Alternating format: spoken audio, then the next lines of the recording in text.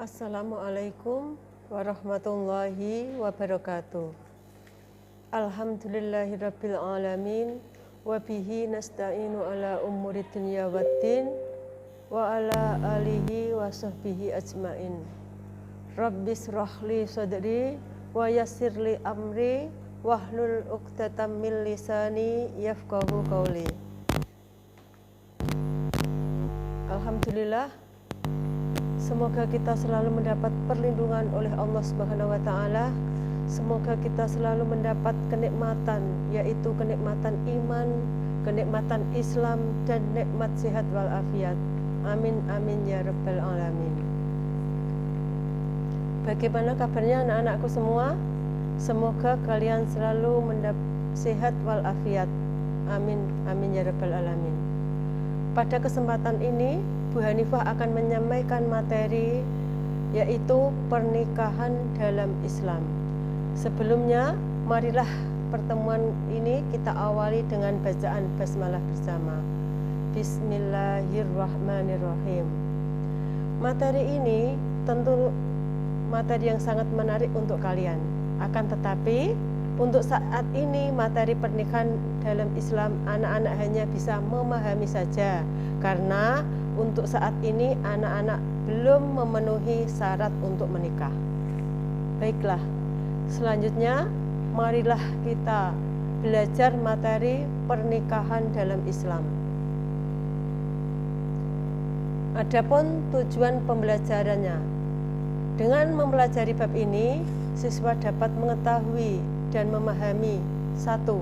Pengertian nikah, 2. Dasar pernikahan, 3. Hukum nikah, 4. Rukun dan syarat menikah, 5. Kewajiban dan hak suami istri, 6. Memilih pasangan yang baik, yang ketujuh, tujuan menikah. Yang pertama, pengertian nikah. Nikah secara bahasa adalah menyatukan atau bertemu. Di sini secara bahasa nikah adalah menyatukan dua insan antara laki-laki dan perempuan. Sedangkan nikah secara istilah adalah suatu ikatan lahir dan batin antara seorang laki-laki dan perempuan untuk hidup bersama dalam suatu rumah tangga melalui akad yang dilakukan menurut hukum syariat Islam. Sebab di sini adalah pembahasannya adalah nikah menurut syariat Islam. Selanjutnya, dasar pernikahan. Yang pertama adalah dalil Al-Qur'an. A'udzubillahi minasyaitonirrajim. Bismillahirrahmanirrahim. Wa min ayatihi an khalaqalakum min anfusikum azwajan litaskunu ilaiha wa ja'ala bainakum mawaddatan wa rahmah. Inna fi dzalika laayatil liqaumin yatafakkarun. Shadaqallahul azim. Artinya, dan di antara tanda-tanda kebesarannya ialah Dia menciptakan pasangan-pasangan untukmu dari jenismu sendiri, agar kamu cenderung dan merasa tentram kepadanya. Dan Dia menjadikannya di antaramu rasa kasih dan sayang. Sungguh pada yang demikian itu benar-benar terdapat tanda-tanda kebesaran Allah bagi kaum yang berpikir. Quran Surat Ar-Rum ayat 21. Sedangkan dalil hadisnya adalah A'udzubillahi minasyaitonirrajim. Bismillahirrahmanirrahim. Ya ma'saras sababi man istata'a minkumul ba'ah falyatajawwaz wa innahu aghaddul basara wa ahsanu lil farji. Yang artinya, wahai para pemuda, barang siapa di antara kalian berkemampuan untuk menikah, maka menikahlah, karena nikah itu lebih menundukkan pandangan dan lebih membentengi farji atau kemaluan. Hadis riwayat Bukhari, Muslim, Tirmidzi dan lainnya. Sedangkan hukum di negara Indonesia tentang pernikahan diatur di dalam Undang-Undang Nomor 1 tahun 1974, yaitu tentang pernikahan. Selanjutnya, hukum pernikahan. Hukum pernikahan di dalam Islam ada 5. Hukum pernikahan di dalam Islam ini sesuai dengan kondisi seseorang tersebut karena tidak sama.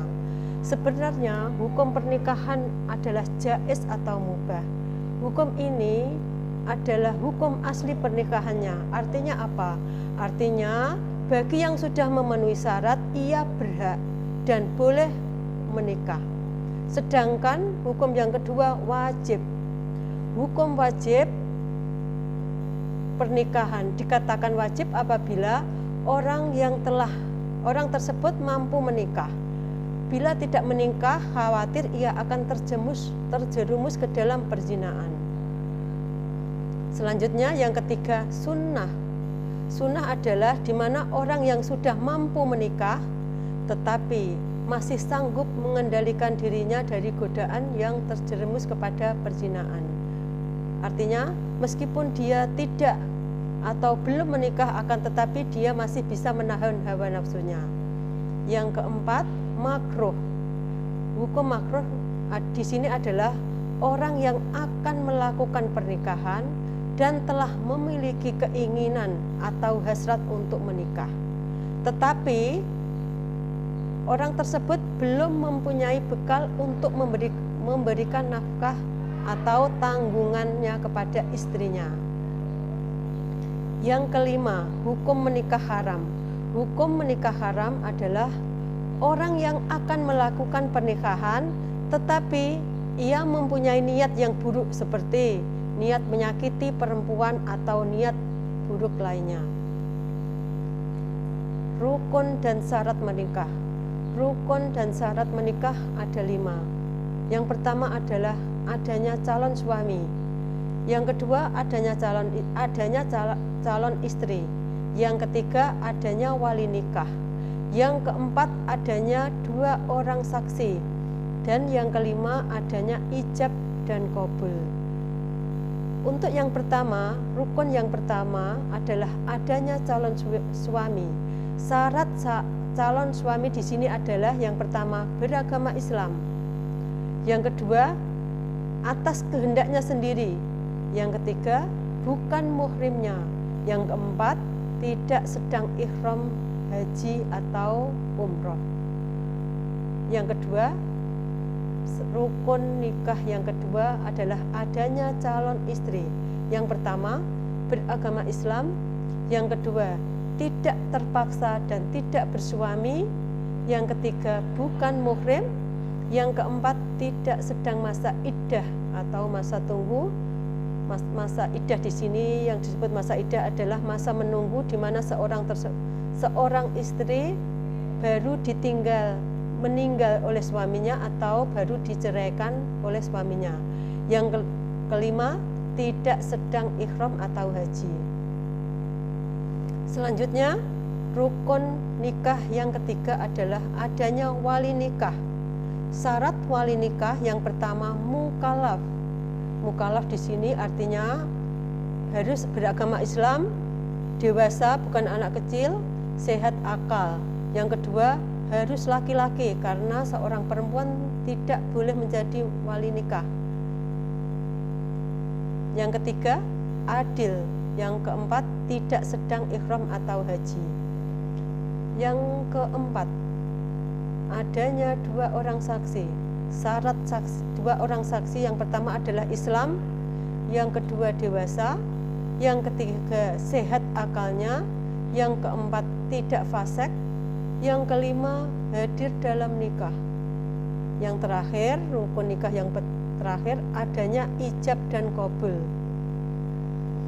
Adanya ijab dan qabul harus dengan kata-kata nikah atau yang semakna dengan itu dan berurutan antara ijab dan qabul. Sekarang selanjutnya adalah kewajiban suami dan istri.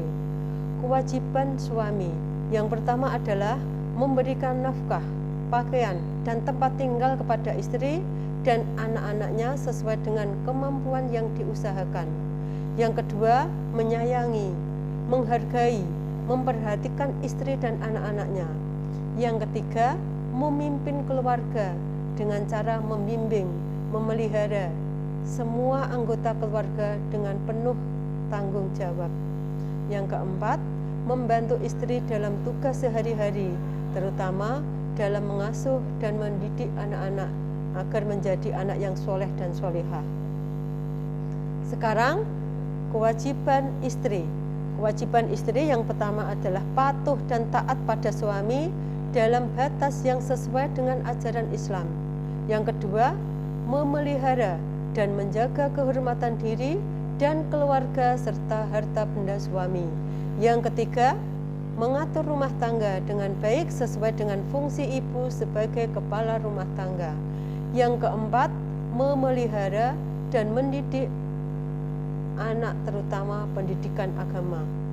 Yang kelima, bersikap hemat, cermat, ridho dan bersyukur serta bijaksana kepada suami. Sekarang hak suami dan istri. Yang pertama, hak suami. Hak suami yang pertama adalah ditaati dalam seluruh perkara kecuali maksiat. Yang kedua, dimintai izin oleh istri yang keluar rumah. Istri tidak boleh keluar rumah kecuali seizin suami. Yang ketiga, istri tidak boleh puasa sunnah kecuali seizin suami. Yang keempat, mendapatkan pelayanan dari istrinya. Yang kelima, disyukuri kebaikan yang diberikannya istri. Istri harus mensyukuri atas setiap pemberian suami. Sekarang hak istri. Hak istri yang pertama adalah mendapat mahar dari suaminya. Yang kedua, mendapatkan perlakuan yang patut dari suaminya. Yang ketiga, mendapatkan nafkah, pakaian, dan tempat tinggal dari suaminya. Yang keempat, mendapatkan bimbingan dari suaminya agar selalu taat kepada Allah Subhanahu wa taala. Sekarang faktor memilih pasangan. Bagaimana sih cara memilih pasangan? Cara memilih pasangan yang pertama adalah satu agama. Yang kedua, baik akhlak dan kepribadiannya. Yang ketiga, siap fisik, mental, dan ekonomi. Yang keempat, berdoa kepada Allah dan sholat istikharah atau minta petunjuk kepada Allah Subhanahu wa taala. Sekarang tujuan pernikahan. Tujuan pernikahan yang pertama adalah melaksanakan perintah Allah dan sunnah Rasul karena menikah adalah ibadah. Yang kedua, mendapatkan ketentraman dan kebahagiaan dengan membina rasa kasih dan sayang. Yang ketiga, memenuhi kebutuhan seksual yang halal dan suci serta memperoleh keturunan yang sah. Yang keempat, menikah sebagai alat kendali agar tidak terjerumus pada kemaksiatan zina. Yang terakhir, tujuan menikah adalah mempererat silaturahmi antara keluarga suami dan keluarga istri. Sampai di sini, semoga yang saya sampaikan bermanfaat untuk kalian semua. Wabillahi taufiq wal hidayah. Wassalamualaikum warahmatullahi wabarakatuh.